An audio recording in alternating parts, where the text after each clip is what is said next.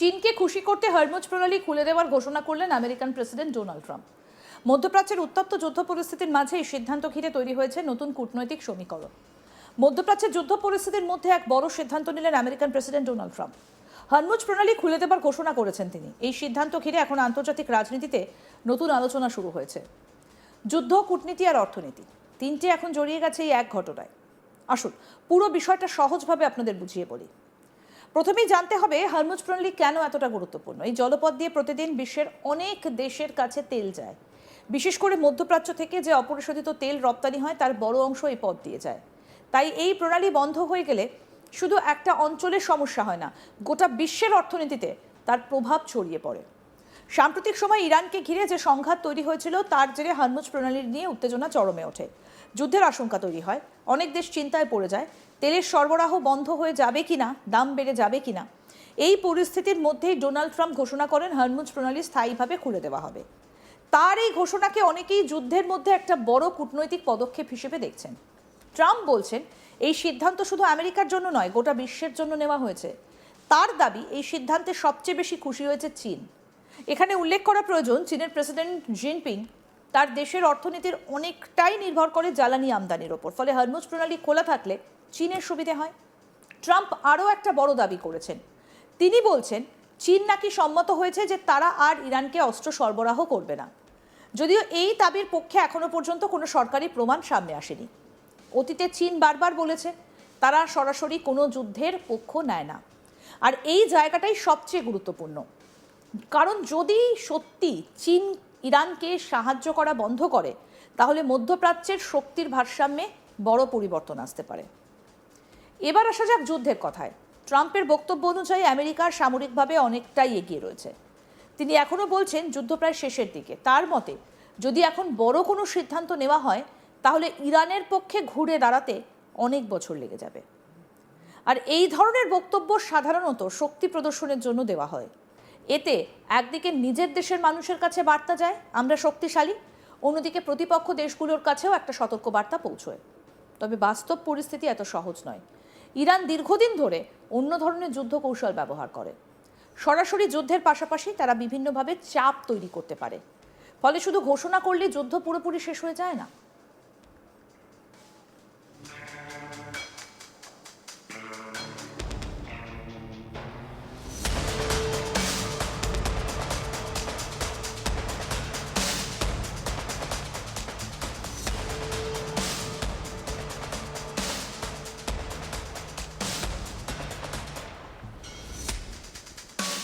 এবার আসা যাক চীনের ভূমিকায়। এই পুরো ঘটনা এখনো পর্যন্ত চীনের তরফে কোনো রকম কোনো স্পষ্ট প্রতিক্রিয়া পাওয়া যায়নি। এই নীরবতাও কিন্তু গুরুত্বপূর্ণ। অনেক সময় বড় দেশগুলো সরাসরি কিছু না বলে পরিস্থিতি পর্যবেক্ষণ করে, পরে তারা নিজেদের মতো করে পদক্ষেপ নেয়।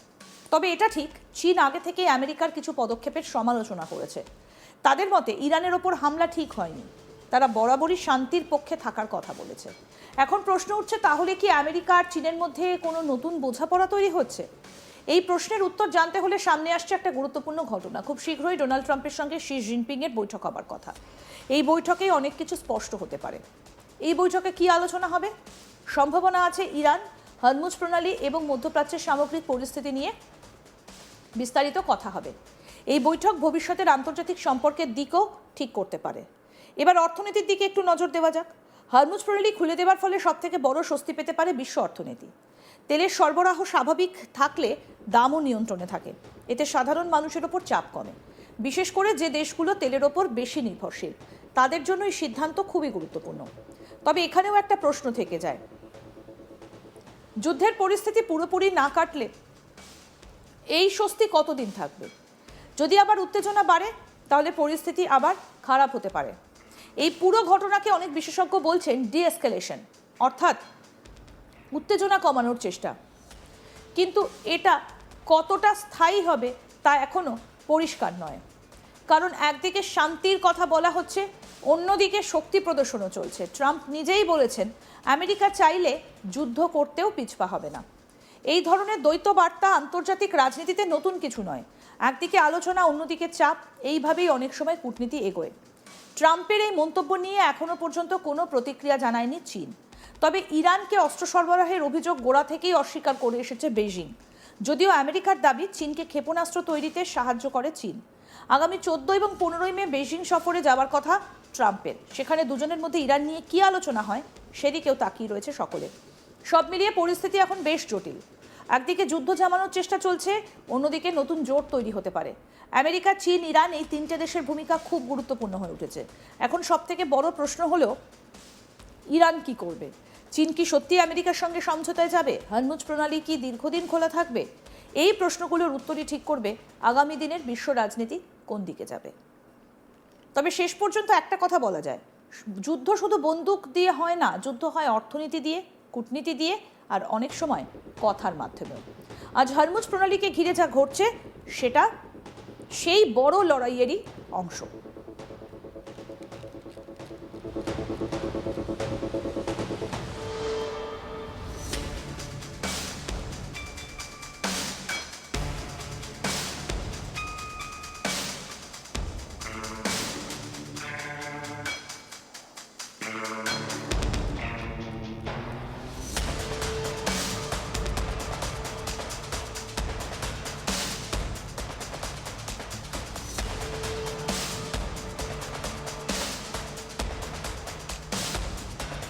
চীনকে খুশি করতেই হরমুজ প্রণালী খুলে দেবার ঘোষণা করলেন আমেরিকান প্রেসিডেন্ট ডোনাল্ড ট্রাম্প।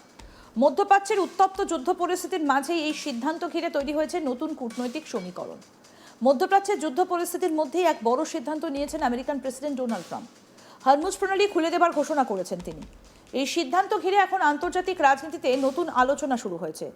যুদ্ধ, কূটনীতি আর অর্থনীতি তিনটেই এখন জড়িয়ে গেছে এই এক ঘটনায়। পুরো বিষয়টা কি? হরমুজ প্রণালী কেন এতটা গুরুত্বপূর্ণ? এই জলপথ দিয়ে প্রতিদিন বিশ্বের অনেক দেশের কাছে তেল যায়। বিশেষ করে মধ্যপ্রাচ্য থেকে যে অপরিশোধিত তেল রপ্তানি হয় তার বড় অংশই এই পথ দিয়ে যায়। তাই এই প্রণালী বন্ধ হয়ে গেলে শুধু একটা অঞ্চলের সমস্যা হয় না, গোটা বিশ্বের অর্থনীতিতে তার প্রভাব পড়ে। সাম্প্রতিক সময়ে ইরানকে ঘিরে যে সংঘাত তৈরি হয়েছিল তার জেরে হরমুজ প্রণালী নিয়ে উত্তেজনা চরমে ওঠে। যুদ্ধের আশঙ্কা তৈরি হয়, অনেক দেশ চিন্তায় পড়ে যায় তেলের সরবরাহ বন্ধ হয়ে যাবে কিনা, দাম বেড়ে যাবে কিনা। এই পরিস্থিতির মধ্যে ডোনাল্ড ট্রাম্প ঘোষণা করেন হরমুজ প্রণালী স্থায়ীভাবে খুলে দেওয়া হবে। তার এই ঘোষণাকে অনেকেই যুদ্ধের মধ্যে একটা বড় কূটনৈতিক পদক্ষেপ হিসেবে দেখছেন।